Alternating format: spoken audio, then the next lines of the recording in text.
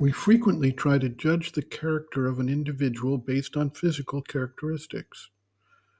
While it is true that there is an interaction and influence between the body, the life force, and the mind, for most people, these are not at all absolute or determinative.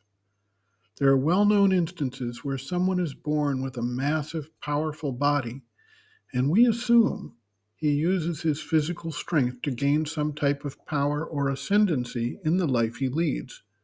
And yet, we may find that the soul contained within this powerful physical frame is one of extreme kindness and gentleness.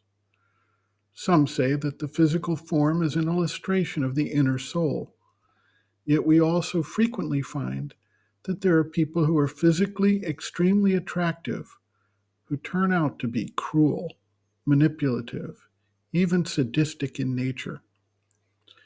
If we look at the question from a deeper level, we can see that while there may be some influence, the physical body, the life force, the emotional being, the mental structure, and the psychic soul element each follow the trajectory of their own aspect or level and come together within the physical form, not as a unified whole carrying out one predetermined end, but as a disparate number of elements which need to find out how to accommodate and work with one another. It is, of course, possible, although rare, that a soul can take conscious birth from one life to the next, and even undertake to form major elements of the body, life, and mind complex that will be most useful for the incarnation into which he is going to enter. Indeed, circumstances such as the culture, family, etc., may even be taken into account for such an evolved being. For most people, however, the joining of forces is more haphazard, as the individual acquires genetic material for the physical frame from the mechanism set up for the physical through the mixing of the DNA of the parents and the carry forward of traits, dominant or recessive, that they may bring with them. The vital development may very much depend on the circumstances in the early life and education, the family environment, and the societal framework within which the individual grows. The mind does not necessarily follow the pattern set by the physical and the vital aspects, and may find itself greatly at odds with the circumstances of the body or the life energy. The soul may accept certain circumstances as opportunities for its growth, to meet and overcome certain challenges, and to position itself in such a way that it continues its path toward eventual liberation and mastery over the physical being.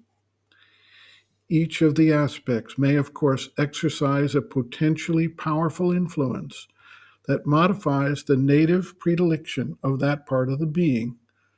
So, someone with a powerful mind taking birth in a weak physical body, perhaps one that is subject to a terrible, debilitating disease, may find its opportunity for development and expression limited or cut short. It is also true that the physical body's characteristics may work to hinder the free development of the higher elements of the nature, thereby stunting to some, or even a great degree, the opportunities for the being in that lifetime. We have evidenced this in the suppression of people based purely on the shade of their skin or their gender, which has limited their opportunities for free expression, higher education, and opportunities for advancement.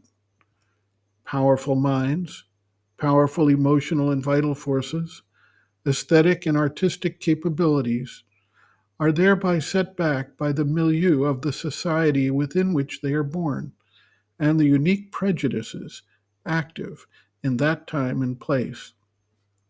The individuals may still show their native capacities of mind, heart, and nobility of character, but the scope for such expression may be limited or lead to various forms of torture, suffering, or even death.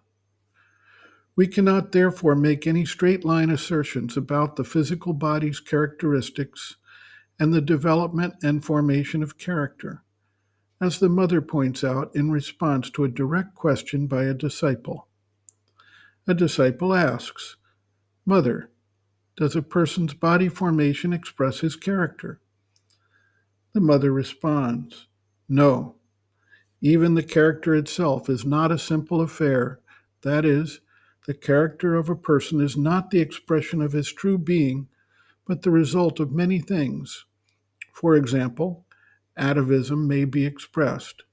That is, what comes from the father, the mother, from both together, which may have a different result from what has gone before them. The past history, grandfathers, great grandfathers, etc. And then, from the environment in which people have lived when they were very young and had no independence at all. That has a considerable effect on the character. And this character affects the physical formation. So just by seeing someone, one cannot quite say what his true nature is.